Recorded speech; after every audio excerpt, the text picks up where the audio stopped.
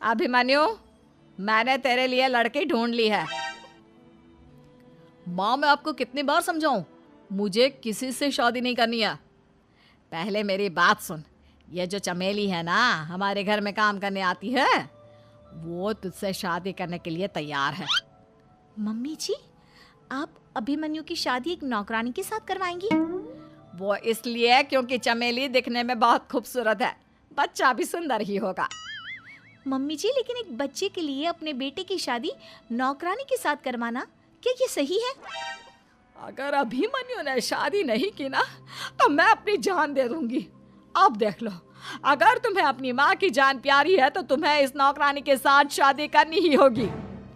इस तरह जानकी देवी अपने बेटे अभिमन्यु की शादी नौकरानी चमेली के साथ करवा देती है। कुछ दिनों के बाद नौकरानी से मालकिन बन के तो मजा आ गया। अब तो मैं इस घर की मालकिन हूँ। देखो, अपने आप को ज्यादा मालकिन समझने की कोशिश मत करो। एक बार तुम्हारा और अभिमन्यु का बच्चा इस दुनिया में आ जाए, उसके बाद तुम इस घर से हमेशा के लिए चली जाना। अरे जाओ जाओ, किसी और के आगे बातें बनाना। एक बच्चा तो पैदा नहीं कर सकी, बढ़िया आई। जाओ जाकर मेरे लिए कॉफी बना कर लाओ। नौकरानी मैं हूँ या तुम? मम्मी जी, देखिए ना शीतल मुझसे किस तरह से बात कर रही है। शीतल, तुम्हें पता है ना चमेली प्रेग्नेंट है, मेरे बेटे के बच्चे की माँ बनने वाली है। वो जैसा कहती है वैसा करो। लेकिन मम्मी जी, वो मुझे नौकरों की तरह ट्रीट कर रही है। अरे तो करेगी ना, वैसे भी बहू तुम हो किस काम की, एक बच्चा तो पैदा नहीं कर सकती।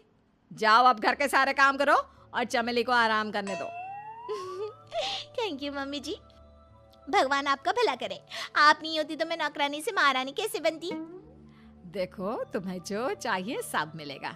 खूब खाओ पियो, मजे की जिंदगी जियो, लेकिन बस मुझे एक बच्चा पैदा करके दे दो। कुछ दिनों के बाद मम्मी, बच्चे के लिए आपने मेरी शादी चमेली के साथ करवा तो दी, लेकिन दिन और रात का चैन मिट गया है। सारा दिन शीतल और चमेली की बहस चलती रहती है। अब शीतल को इस घर में रखने से क्या होगा? मैं तो कहती हूँ उसे घर से निकाल दो, है भी किस काम की। मैं ऐसा नहीं कर सकता माँ, वो मेरी पत्नी है, उससे बहुत प्यार करता हूँ मैं। तुम्हारी पत्नी चमेली है, चमेली, उससे प्यार करो। अरे तुम्हारे बच्चे को जन्म देने वाली है वो। अभिमन्यु, मैं खुद ही इस घर से चली जाती हूँ। वैसे भी अपने ही घर में नौकरों की तरह रहकर परेशान हो चुकी हूँ। घर की नौकरानी मेरे ऊपर हुक्म चलाती है, वो तुम्हारी पत्नी बन चुकी है। अब मेरा इस घर में क्या काम? अभिमन्यु के बार बार रोकने